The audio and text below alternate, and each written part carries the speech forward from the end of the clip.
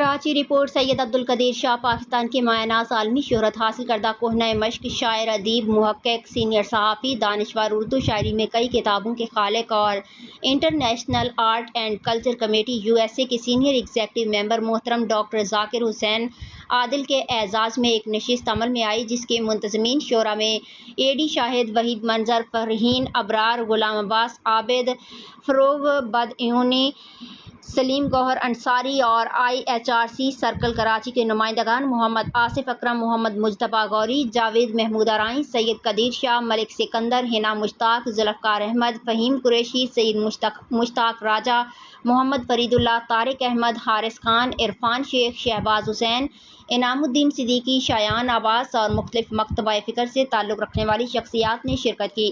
اس موقع پر شرکائے نشست نے محترم ڈاکٹر ذاکر حسین عادل کی شاعرانہ خدمات اور ادبی فروغ کے لیے جاری کوششوں کو سراہا اور شاندار خراج تحسین پیش کیا۔ شرکائے نشست نے کہا کہ محترم ڈاکٹر ذاکر حسین عادل 12 سال کی عمر سے شعر کہہ رہے ہیں۔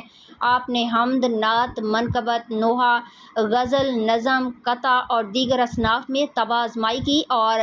تشہیر سے زیادہ تخلیق پر توجہ دی۔ اس کے باوجود آپ کو پاکستان سمیت پوری دنیا میں شہرت حاصل ہوئی۔ خصوصاً فی البدیہہ شعر کہنے کی جو صلاحیت آپ میں پائی گئی ہے، یہ بہت کم شعراء کے حصے میں آتی ہے۔ آپ نے حضرت رئیس امروہی، علامہ ماہر فریدی اور پروفیسر